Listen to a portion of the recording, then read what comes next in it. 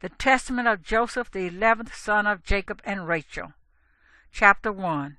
A copy of the testament of Joseph. When he was about to die, he called his sons and his brothers and said to them, My brothers and my children, listen to Joseph, the one beloved of Israel. Give ear to the words of my mouth. In my life I have seen envy and death, but I have not gone astray. I continued in the truth of Yahuwah. These, my brothers, hated me, but Yahuwah loved me. They wanted to kill me, but the God of my fathers preserved me. Into a cistern they lowered me. The Most High raised me up.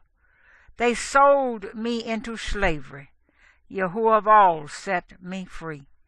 I was taken into captivity. The strength of his hand came to my aid. I was overtaken by hunger.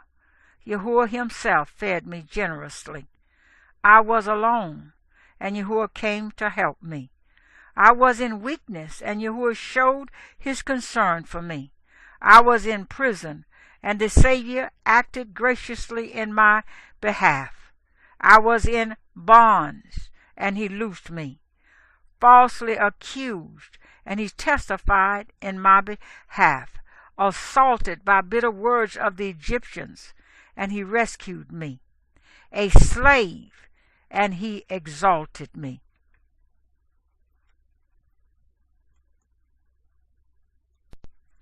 Chapter 2. And this chief officer of Pharaoh entrusted to me his household. I struggled with a shameless woman who kept prodding me to transgress with her. But the God of my father rescued me from the burning flame. I was jailed, I was whipped, I was sneered at, but Yahuwah granted me mercy in the sight of the prison keeper. For Yahuwah does not abandon those who fear him, neither in darkness or chains or tribulation or direst need. For Yahuwah does not disappoint as does man, nor is he timorous like a son of man, nor like an earth-born is he weak or frightened away. In all these matters he takes his stand, and in various ways he offers assistance, even though for a brief time he may stand aside in order to test the disposition of the soul. In 10 testings he showed that I was approved, and in all of them I persevered, because perseverance is a powerful medicine, and endurance provides many good things. Chapter 3. How often the Egyptian woman threatened me with death.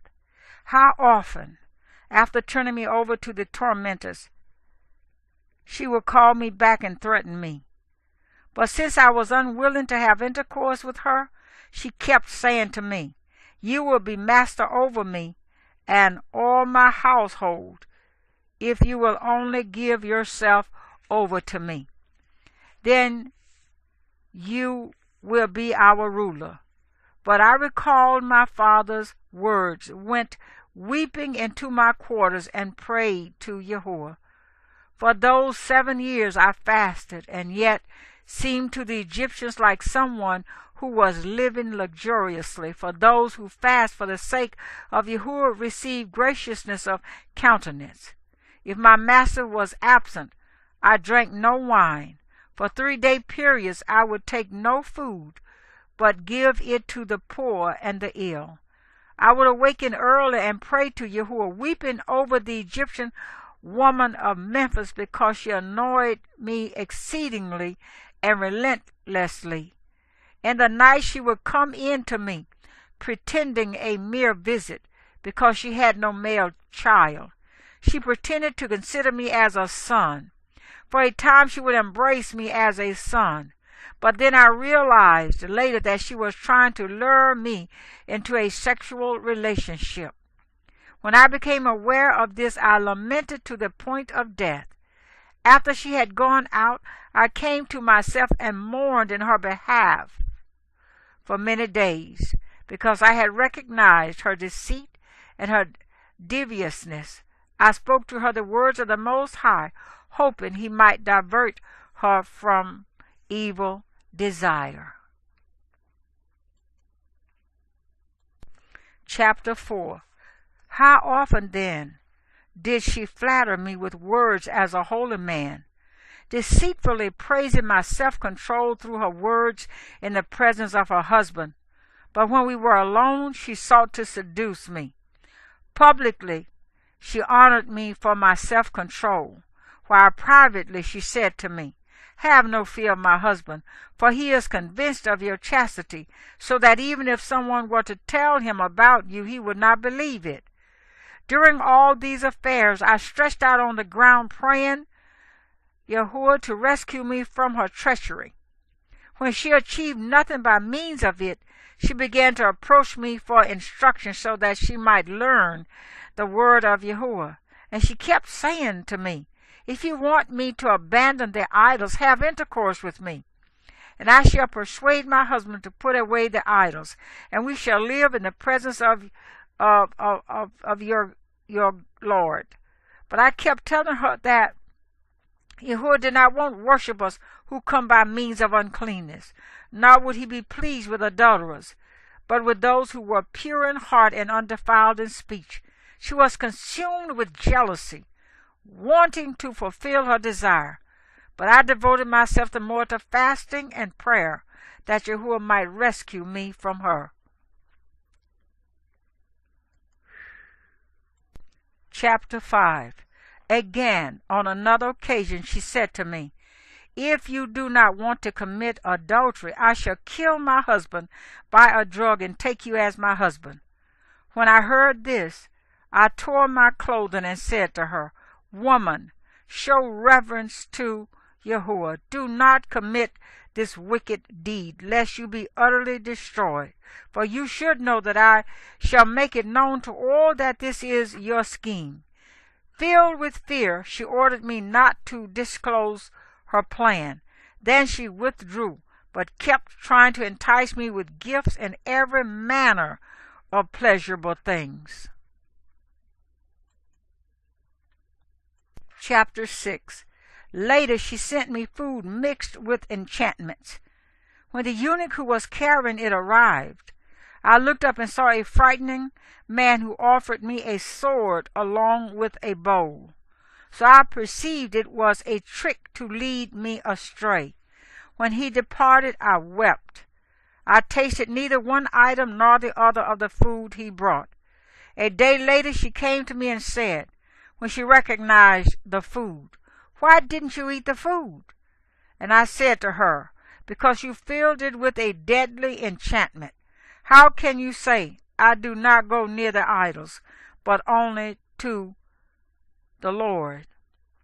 Now then understand that the God of my father revealed to me through an angel your wickedness, but I have kept it for this reason, to shame you, if somehow by seeing it you might repent, in order for you to learn that the evil of the irreligious will not triumph over those who exercise self-control in their worship of Yahuwah. I will take this and eat it in your presence."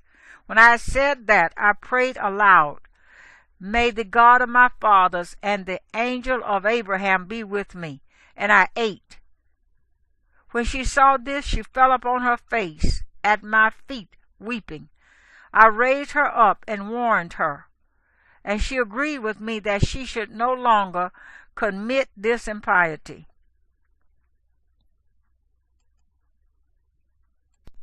Chapter 7. But her heart was still inclined to evil, and she turned over in her mind how she might entrap me. Shortly she was groaning and depressed, even though she was not sick. When her husband saw her, he said to her, "Why are you so downcast?" She responded to him, "I am suffering from a pain in my heart, and groans of my spirit have taken hold of me." He tried to cure her with words. Then she seized the occasion and came running in to me, while her husband was still outside, and said to me, "I shall hang myself, or hurl myself over the precipice, if you do not have intercourse with me. Since I perceived that the spirit of Beliar was troubling her, I prayed to Yahuwah, but I said to her, Why, wretched female, are you troubled and disturbed, blinded by sin? Remember that if you kill yourself, Astitha, your husband's concubine, who is filled with envy of you, will beat your children. Thus you will destroy your memory from the earth. And she said, See then, you do love me. That is enough. Only keep contending for my life and that of my children. I shall cling to my expectation of gaining my desire. She did not understand that I spoke in this way for Yahuwah's sake and not for hers. For if anyone is subjected to the passion of desire and is enslaved by it as she was, even when he hears something good bearing on that passion, he received it as aiding his wicked desire. Chapter 8. I tell you, my children, it was about the 6th hour when she left me. Bending my knees before Yahuwah, I prayed a whole day and a whole night. Toward dawn I arose, crying and begging deliverance from her. Finally she grasped my clothing, determined to force me into having intercourse with her. When I saw, therefore, that in her madness she had seized my garment, I shook loose and left it and fled naked. She held on to it and brought false accusation against me. Her husband came and threw me in prison in his own house. Then the next day he whipped me and sent me to Pharaoh's prison. When I was in fetters, the Egyptian woman was overtaken with grief. She came and heard the report how I gave thanks to Yahuwah and sang praise in the house of darkness, and how I rejoiced with cheerful voice, glorifying my God, because through her trumped-up charge I was set free from this Egyptian woman.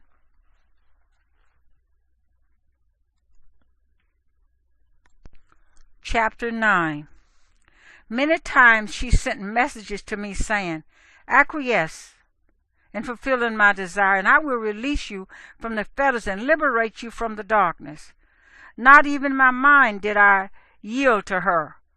For Yahuwah loves more the one who is faithful and self-control in a dark cistern than the one who in royal chambers feasts on delicacies with excess.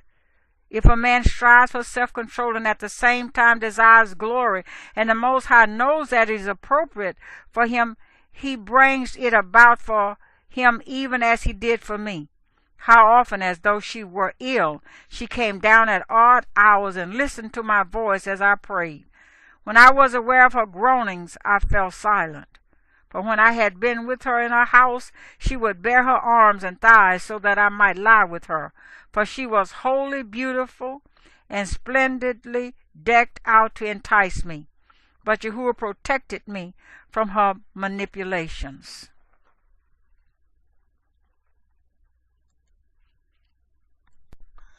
Chapter 10.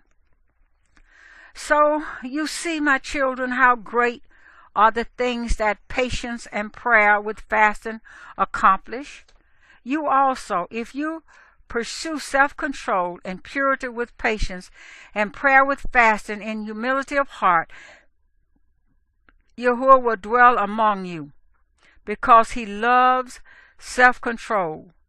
And where the Most High dwells, even if envy befall someone, or slavery, or false accusation, Yahuwah, who dwells with him on account of his self-control, not only will rescue him from these evils, but will exalt him and glorify him as he did for me. For these problems beset all mankind, either in deed or word or thought. For my brothers know how much my Father loved me, yet I was not puffed up in my thoughts. Even while I was a child, I had the fear of Yahuwah in my heart, for I understood that all things pass away. I did not arouse myself with evil design, but honored my brothers, and out of regard for them, even when they sold me, I was silent, rather than tell the Ishmaelites that I was a son of Jacob, a great and righteous man.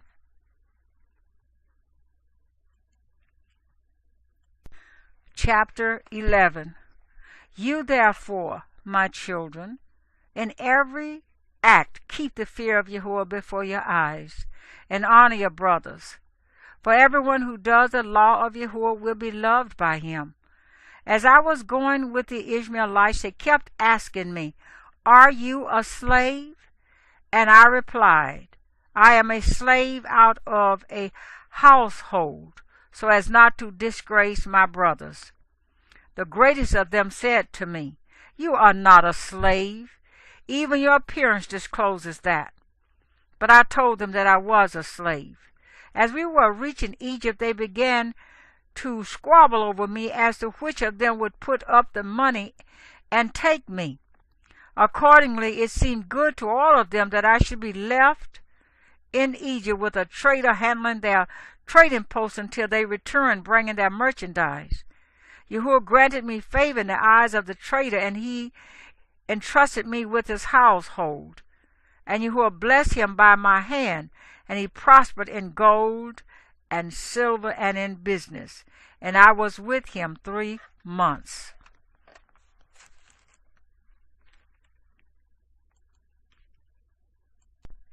Chapter 12. At that time the Memphian woman, Potiphar's wife, came down in a palanquin with great splendor, because she had heard about me from one of her eunuchs. She said to her husband that through a certain young Hebrew the trader had become rich. They say that he surely stole him out of the land of Canaan. Now then, work justice concerning him.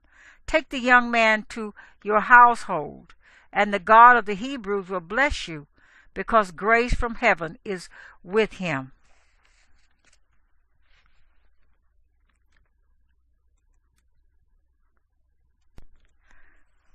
Chapter 13. Potiphar believed her words, ordered the trader to come, and said to him, "What is this I hear about you, that you steal persons from the land of Canaan and sell them as slaves?" The trader fell at his feet and besought him, saying, "I pray you, my lord, I do not know what you are saying." Potiphar said to him, "Where is this Hebrew from then?" And he said, "The Ishmaelites left him with me until they returned." But he did not believe the trader and ordered that he be stripped and beaten. But since he persisted in his statements, Potiphar said, "Bring in the young man." When I entered, I prostrated myself before Potiphar, for he was third in rank among Pharaoh's officers. And taking me aside from the trader, he said to me, "Are you a slave or a free man?"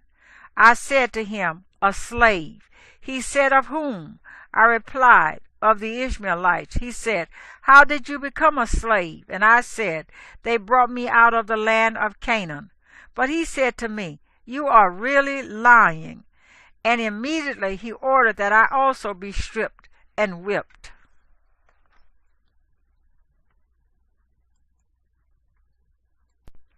Chapter 14. The Memphian woman was watching through the doors as they beat me, for her residence was nearby. So she sent a message to him, "Your sentence is unjust, because you have punished as a wrongdoer someone who, though a free man, was stolen. But since I did not change my statement while they were beating me, he ordered me to be imprisoned until he said the masters of the servant boy arrive." But the woman said to her husband, "Why do you detain in bonds this young man, who, though a captive, is well born? Rather he should be set free and attended to by servants."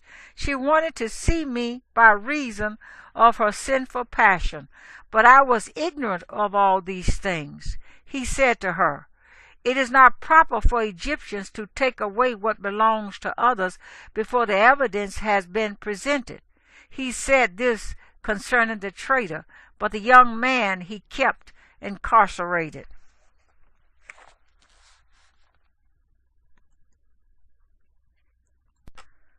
Chapter 15. 24 days later, the Ishmaelites came. They had heard that Jacob, my father, was mourning greatly over me, and they came and told me, "Why did you tell us that you were a slave? Look, we now know that you are the son of a great man in the land of Canaan, and that your father is mourning for you in sackcloth and ashes." When I heard this, my inner being was dissolved and my heart melted, and I wanted to weep very much. But I restrained myself so as not to bring disgrace on my brothers. So I said to them, "I know nothing. I am a slave." Then they conferred about selling me so that I might not be discovered in bondage to them, for they feared my father, that he might come and avenge himself powerfully against them. They had heard that he was a great person in the sight of Yahuwah and men. Then the traitor said to them, "Release me from Potiphar's judgment." So they came and requested of me, "Say that you were purchased by us with money, and then he will release us from responsibility."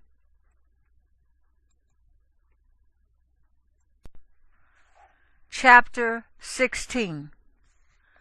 The Memphian woman said to her husband, "Buy the young man, for I hear it said that they are selling him." Immediately she sent a eunuch to the Ishmaelites, requesting them to sell me. But the eunuch was not willing to buy me, and came away after testing them out. He told his mistress that they were asking a great deal of money for the boy. She sent the eunuch back again and told him, "Even if they are asking 2 minas, offer it. Do not be sparing of the gold. Just buy the boy and bring him to me." The eunuch went and gave them 80 pieces of gold and took me away, but he told the Egyptian woman he had paid 100. Although I knew the facts, I kept quiet in order not to bring the eunuch under disgrace.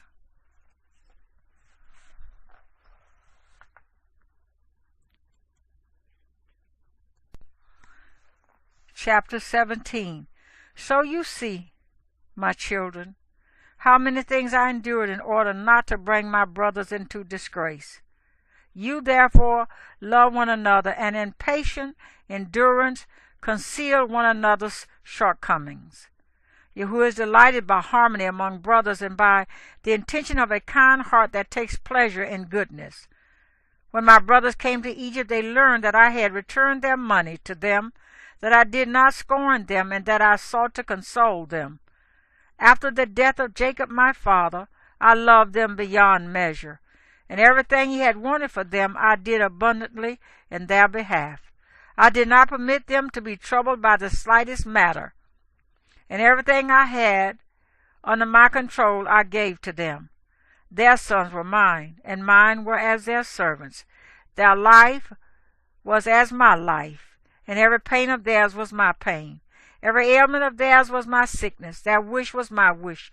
I did not exalt myself above them arrogantly, because of my worldly position of glory, but I was among them as one of the least.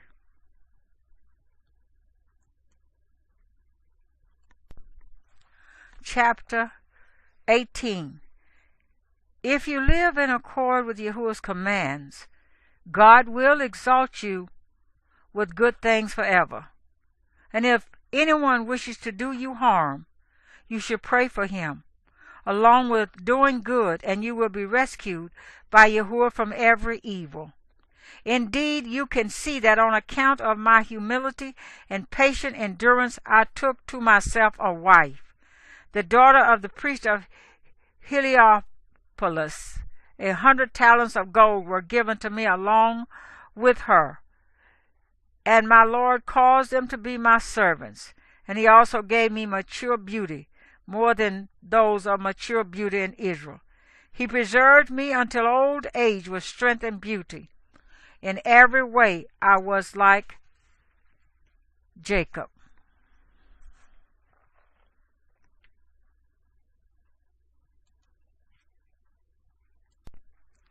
Chapter 19. Listen, my children, concerning the dream that I saw. 12 stags were gazing at a certain place. 9 were scattered over the whole earth, and likewise also the 3. And as I looked, the 3 stags became 3 lambs. They cried out to Yahuwah, and Yahuwah led them into a fertile, well-watered place. He led them out of darkness into light. And there they cried out to Yahuwah until the 9 stags were gathered to him, and they all became like 12 sheep. After a short time they multiplied and became many herds. Later, as I was looking, 12 bulls were nursing from one cow, who furnished a sea of milk. The 12 herds and the innumerable herds drank from it. And the horns of the 4th bull ascended to heaven and became as a rampart for the herds. And from between the 2 horns there sprouted forth yet another horn. And I saw a heifer which surrounded them 12 times, and which became to perfection an aid to the bulls. And I saw in the midst of the horns a certain virgin wearing a multicolored stole. From her came forth a lamb. Rushing from the left were all sorts of wild animals and reptiles, and the lambs conquered them. Because of him the bull rejoiced, and the cow and the stags were also glad with them. These things must take place in their appropriate time. And you, my children, honor Levi and Judah, because from them shall arise the salvation of Israel. And I saw that a virgin was born from Judah, wearing a linen stole, and from her was born a spotless lamb. At his left there was something like a lion, and all the wild animals rushed against him. But the lamb conquered them and destroyed them, trampling them underfoot. And the angels and mankind and all the earth rejoiced over him. These things will take place in the last days. You therefore, my children, keep Yahuwah's commandments, honor Levi and Judah, because from their seed shall arise the Lamb of Yahuwah, who will take away the sin of the world, and will save all the nations as well as Israel.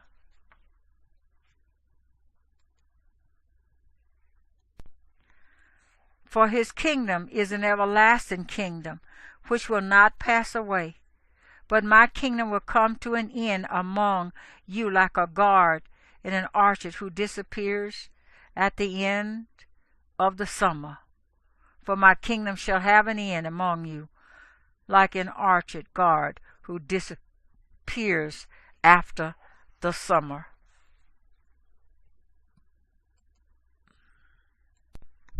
Chapter 20.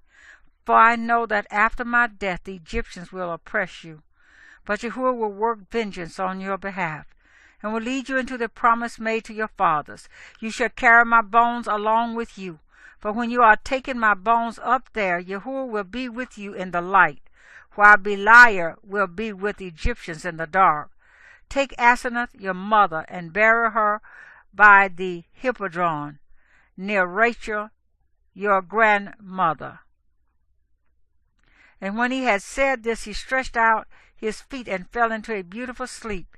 And all Israel and all Egypt mourned with great lamentation. And at the departure of the sons of Israel from Egypt, they took along Joseph's bones and buried him in Hebron with his fathers. The years of his life were 110.